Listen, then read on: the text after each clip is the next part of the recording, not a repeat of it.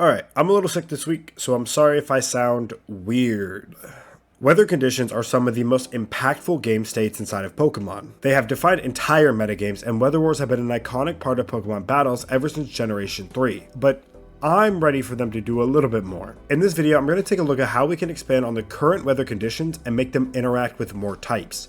I will not be discussing new weather conditions in this video. But first, thanks for 200 subscribers. I know it's not a crazy amount by any means, but I'm really grateful for you guys to help me hit this milestone, and I'd appreciate it if you'd help me get to 1,000. Thanks. Let's start with Sun. I think the Sun should interact with the Ice type. If nothing else, Sun should remove the Frozen condition. I will always be down to crusade against the Frozen condition, but at least here it makes a little more sense, unlike my last video. For some actual theory crafting, we could go one of two ways with the Ice type. The first is that we can follow precedent and make Ice-type attacks deal 50% less damage in harsh sunlight. This change feels like pure Groudon propaganda, but while it makes sense, it would also reasonably mean that we should make Ice-type attacks stronger in snow, which just homogenizes the weathers in a way I don't like. The second option is to make all Ice-type attacks Water-type while Sun is active, as if the Sun is melting them. I like this one a bit more thematically than just reducing the damage, even though it does reduce the damage because they're now Water-type. Groudon, Koraidon, and Grass types will love this change. But honestly,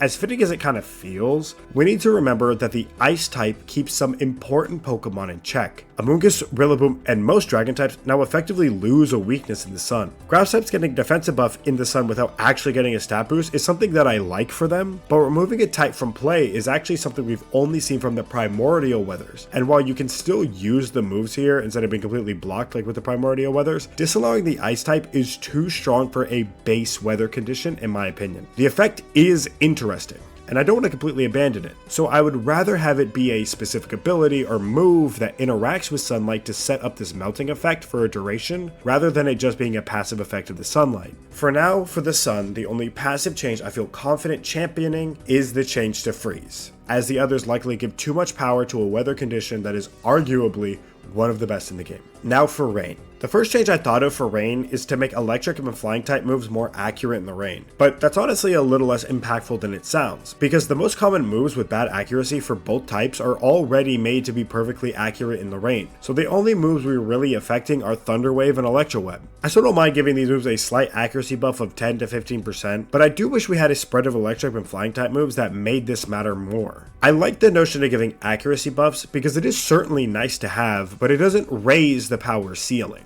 While we're making accuracy changes, I would also like to extend the accuracy buff to wind moves and make all wind moves perfectly accurate in rain. There are already 4 wind moves that are perfectly accurate in the rain, and while it is a little odd to have Blizzard and Heat Wave join the mix, I feel like this is a very fitting change that fleshes out move subtypes in a way they haven't been before. You could make the argument that if I want Sun to remove Freeze, then I should want Rain to remove Burn as well. And while that does make sense, I think it's a little bit too strong for Rain. Burn is a far better designed status effect than Freeze, so the most I'm willing to do on that front is make Burn less likely to be applied as a secondary effect while in the rain, but that feels messy and unnecessary, so I don't feel too strongly about that change. Now let's talk about Sandstorm, where I'm putting forth the most significant changes. There's a pretty easy way to make it interact with the other types, which is just to make the tip damage adhere to the type chart. Considering that 2 out of the 3 types that resist rock are already immune to Sandstorm damage, this would make Sandstorm Chip do more on average than it currently does. In doubles, I think this is a cute change that takes advantage of Rock's decently good offensive profile to buff Sandstorm damage a little bit. You would need to be careful to not have it hit your own teammates, but that's something Sandstorm players are already thinking about. In singles, it does unfortunately make Pokemon that are already weak to Rock even worse off, which is probably not a good thing to compound on given how prominent Stealth Rock is. Fortunately, neither I nor Game Freak care about the health of singles, so we don't need to talk about it that much. I wouldn't mind seeing this change in the game, but let's be so honest, it hurts Charizard far too much for Game Freak to ever consider it. Now, something that is less boring is to make Sandstorm ground all Pokemon for its duration. This gives ground types a pretty significant offensive buff without actually increasing their damage, which ground definitely doesn't need a damage buff, so that's good. You can make any steel, rock, or ground types like Flygon or Aerodactyl immune to this effect, so they don't suddenly have anti-synergy with sand. I don't know why everything I proposed in this section really hurts Charizard specifically, but I don't feel any obligations to protect that Nepo baby, so I would not mind seeing these experimented with, but let me know. And now let's talk about Snow. For Snow, we could do the converse of what we propose for Sun and have an ability or move that makes water type attacks freeze for a duration. In a weird way, this makes fire and rock types like Snow as it removes one of their main weaknesses. But because Snow doesn't change damage like Sun or Rain does, this won't be as impactful, but it is still a change that feels dynamic and thematic, which I can support so long as it is gated behind a move or ability and not made to be a passive effect of the weather condition itself. Something unorthodox we could do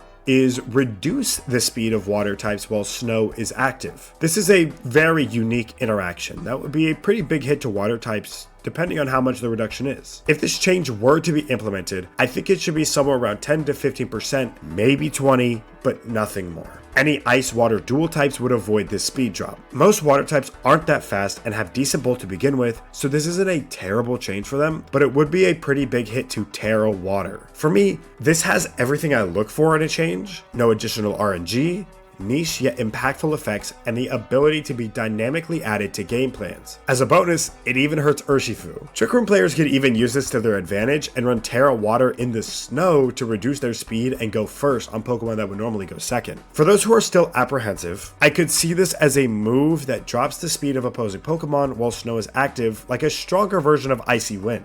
Lastly here, I want to talk about the Dragon type. I know it probably seems weird to have Dragon mentioned here when it's not a weather condition, but I have an idea on my mind that I want to present. I want the Dragon type to incorporate the weather into its damage. Dragon type to me has always felt like raw primal power, so it makes sense in my mind that they could pull more strength from natural forces. You can feel free to disagree in the comments, but hear me out. I think Dragon Move should get a 20% damage buff, and the damage type of the move should somehow be affected by the weather, with of course fire for Sun, water for Rain, rock for Sandstorm, and ice for Snow. It would work like Flying Press, where both types affect the weather calculation and only Dragon types get stat. Only moves with 85 base power and under would receive the damage buff, because I don't think Draco Meteor really needs it. I think this is a very neat interaction and gives Dragon types easier access to super effective stab damage that they often lack, but I could easily see some people being wary of it being applied to the whole type. For those people, I understand,